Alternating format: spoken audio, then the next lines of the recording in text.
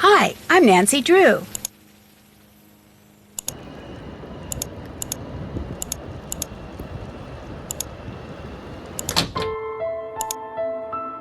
Did that.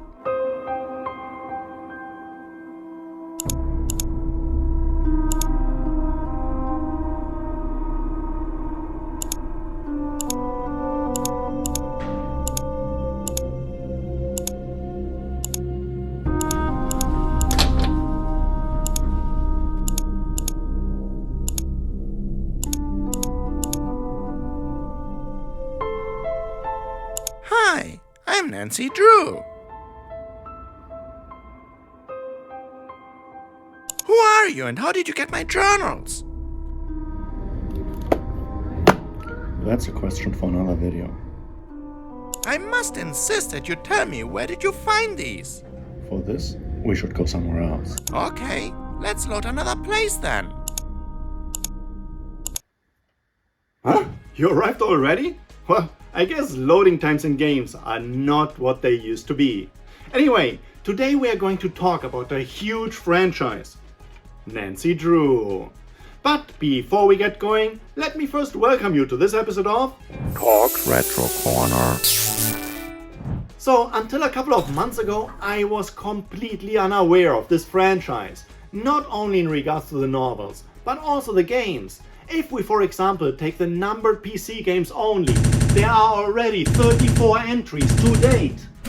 34 games, and this is not including some console exclusives or spin-offs. Hey, how come you only showed 21 panels then? Whatever, Sherlock. Huh? How did you do that? Well, through the power of editing, my old friend. So long, Toggy.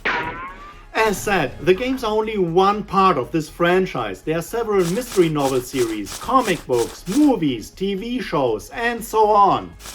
But let's not jump ahead of ourselves and let's take a couple of minutes to understand who and what Nancy Drew is.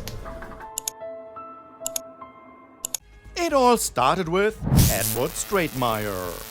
Born in New Jersey in 1862, he already operated his very own printing press in the basement of his father's tobacco shop. In 1894, at age 32, he released his first book, Richard Dare's Venture. However, it was not until 1905 that he started his life's work, the foundation of the Stratemeyer Syndicate, a so-called book packaging company. Under his new company's umbrella, he hired journalists to write stories based on his ideas, most notably the Hardy Boys series, with its first book being published in 1927. But Edward Stratemeyer's vision was just getting started. Therefore, he thought of a similar series, this time aimed at girls. A series about a 16-year-old, clever amateur girl detective who would show adults the ropes, and thus Nancy Drew was born. Edward wrote the plot outlines and hired Mildred Benson to ghostwrite the first volumes under the pseudonym Carolyn Keene. The first book, The Secret of the Old Clock, was released in April 1930, less than 2 weeks before Edward Stratemeyer passed away at age 67. After his death, his daughters Harriet and Edna took over the Stratemeyer Syndicate and continued to build the family legacy. Much like her father, Harriet Stratemeyer Adams would propose the ideas for the new novels, and more than 28 authors would write these under the now well-established pseudonym Carolyn Keene. At this point, Nancy Drew was well on its way to become a huge franchise, with the original series, the Mystery Stories, consisting of 175 novels published between 1930 and 2003. But who exactly is Nancy Drew? As mentioned earlier, she is a fictional amateur detective. Originally depicted as a blonde-haired and blue-eyed 16-year-old high school graduate, she was rewritten as a reddish-gold-haired 18-year-old graduate and detective in later editions. Living in the fictional town of River Heights, she solves crimes all around the world with some support of her best friends Bess and George, as well as her boyfriend, Ned Nicholson. Nancy experienced her first makeover in 1986, when a spin-off series called Nancy Drew Files was launched.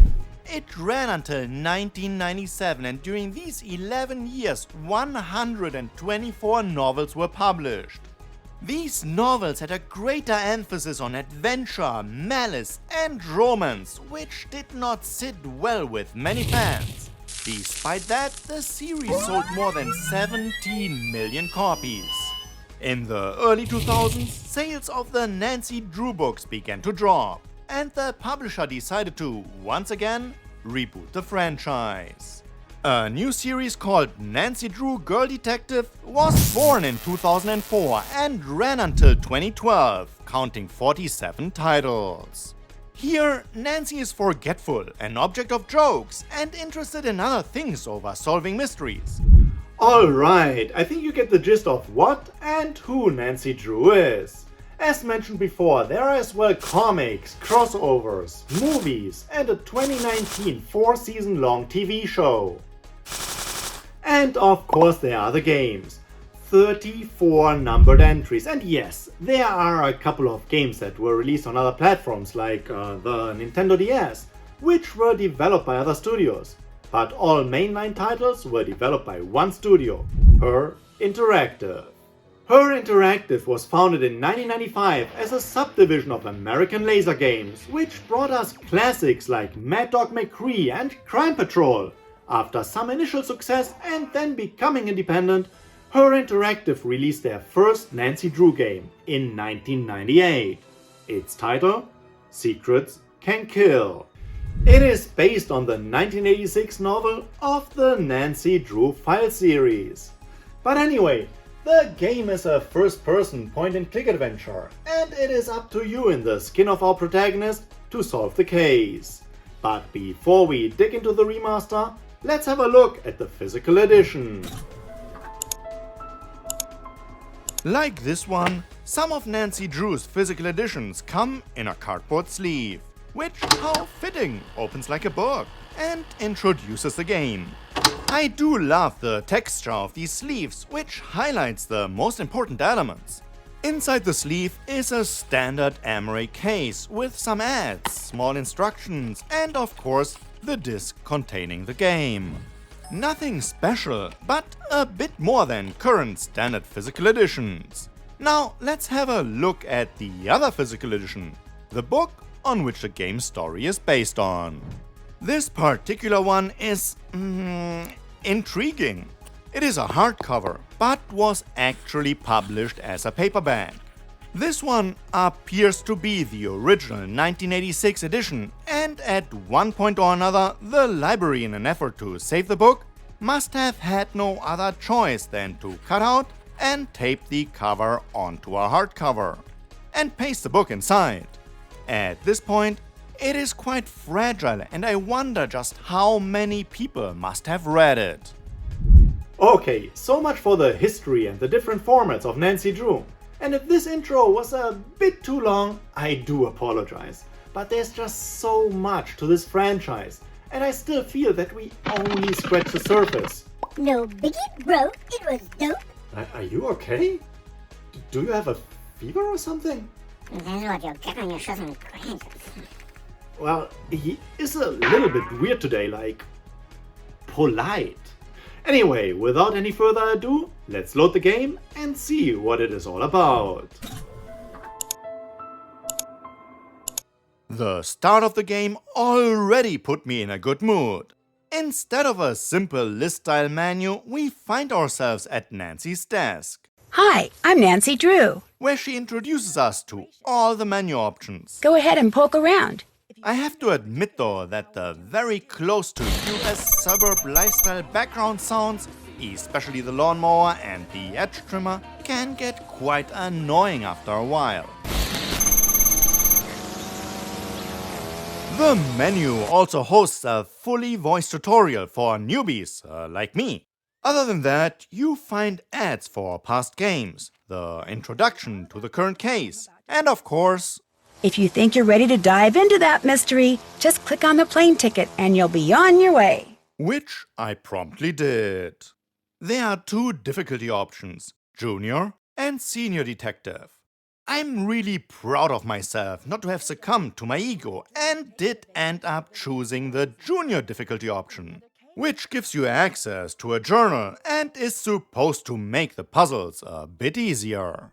Anyway, after the intro, which, well, introduces you to the case, Seems a student named Jake Rogers was murdered at the high school last week. it's time to take over. So, Secrets Can Kill is a first-person adventure puzzle game where it is up to you to solve the mystery. For this, you walk from screen to screen, collecting hints, solving puzzles, and, well, talking to people. Goodbye. Bye. The in-game menu hosts on the left side the journal, which logs the most important events, a task list, as well as your phone. On the right side, there are some settings and the load and save buttons, and I do recommend to use the save feature frequently. But back to your phone. You can use it as a camera or to call relevant people. While the voice acting is, mildly said, not that professional but still better than my impersonations, Hello? Is this Marte Wintergrassen? Who is please calling me? No. I'm trying to reach Ned Nickerson. Nancy, it's Ned. I thought with you being undercover and everything, I had to take on a different persona. it is somehow very catchy and I did enjoy it quite a bit. Alright, back to the gameplay. You click yourself from screen to screen without any time-consuming animations in between. Many screens allow you to turn the camera 360 degrees in 18 degrees increments to check your surroundings. And I do encourage you to check every little detail since the game does not highlight any interactive items. It is up to you to find everything. There is very little hand-holding here. And with that, the standard gameplay loop is to find clues and use these to solve puzzles, like this first one here to open the safe. Once open, there is a logic puzzle inside, which is supposed to be a simple one. I mean, it's the beginning of the game. Well, it took me almost 7 minutes to solve it. Guess I'm a bit out of practice. Regarding the clues now, some of these need to be read backwards or upside down or mirror images. Others take a bit more to figure out. Like this one here, where you have to separate the colors and after that, the words to reveal the clue. During your playthrough, you will find tons of such clues and solve puzzles here and there. And all these are just tiny steps towards solving the big mystery.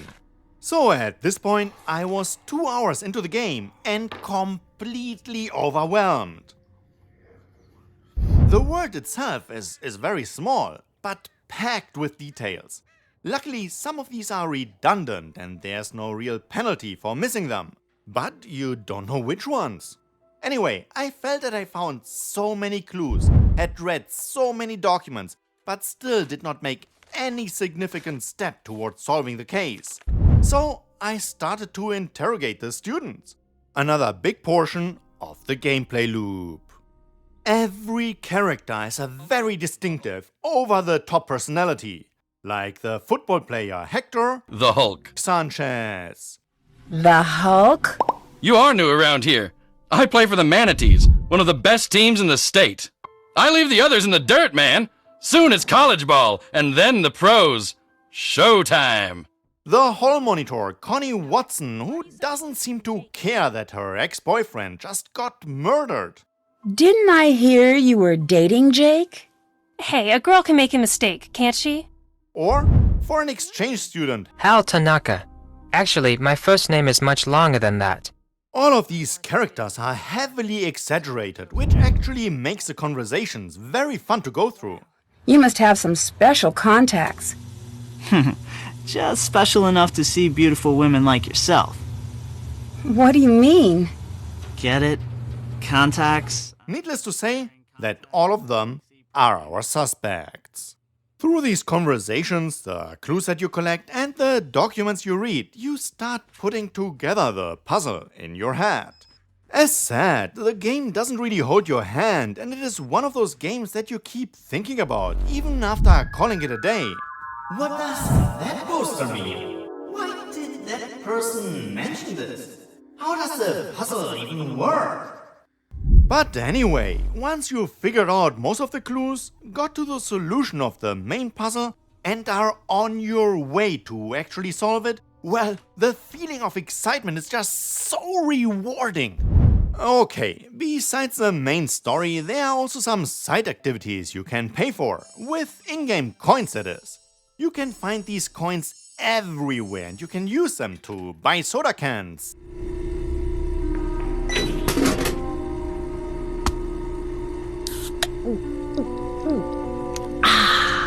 Select songs at the local diner or play the arcade, which gets really tricky after a couple of stages. Back to the puzzles. Most of these can be tried time and time again, but some failures abruptly end the game. Fortunately, the game creates an autosave and even lets you jump back right away. The visuals are, well, what you're seeing in this video. I love this style that reminds me of the times when renders were getting good, but we're not quite there yet. And there's just something about simulated computers. It's awesome! Alright, enough about the gameplay now. Let's just head over to the next section. And at this point, I want to talk a bit about the differences between the game and the novel. Without spoiling too much, of course. The main difference is that the book starts much earlier and can be considered as being partially a prequel story. It is not until the end of chapter 6, 1/3 into the book, that the murder happens. The game, on the other hand, immediately starts with the assignment of resolving that specific murder case. And look, if you think now that I spoiled something here, then check this out. The back cover of the book already spoils the first third of the story and more. The book has Nancy interact with her best friends and boyfriend. In the game, only her boyfriend appears, well, as a phone number you can call and ask for advice. The book has much more action in it, while the game puts you in the center of finding clues and solving puzzles. There's also some thick romance in the book, which often appears misplaced. Therefore, I actually like the take of the game to have Nancy reject any such approaches. Good, so I'm still in the running for you. Daryl, I'm not interested. Okay, I get the picture. Also, the book is a work of its time, the 80s, and therefore the Russians, due to the ongoing Cold War, had to be a theme. This feels crammed in from today's perspective, and the game handles this much better. I had a great time with both the game and the novel, and I'm excited to continue digging into this franchise. The game feels more like an escape room before escape rooms were even a thing. And as such, I do recommend you to take notes, like in a more traditional way. This will help you tremendously in your playthrough. The game's length is about right. It took me around 7 hours on my first playthrough and I was reading everything I came across. And if you're having trouble on a specific section, consider tuning into my full playthrough video. There you will find chapters for the most important items and puzzles. You can also find the link in the description below. Alright, now please forgive me that I've absolutely no clue what this t-shirt is all about. Yet. Okay, and with that we almost reached the end of this episode. If you like this video, please don't forget to like, comment and subscribe. Okay, let's load the outtakes. Huh? You're already here? Oops. Not only in regards to the novels, but also in regards to the games. Games. So, until a couple of months ago, I was completely unaware of this franchise. There are several mystery series novels. Mystery novel series. So long talk. Whatever, Sherlock.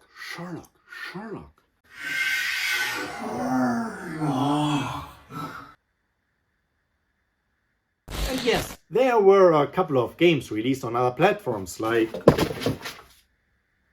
Oops.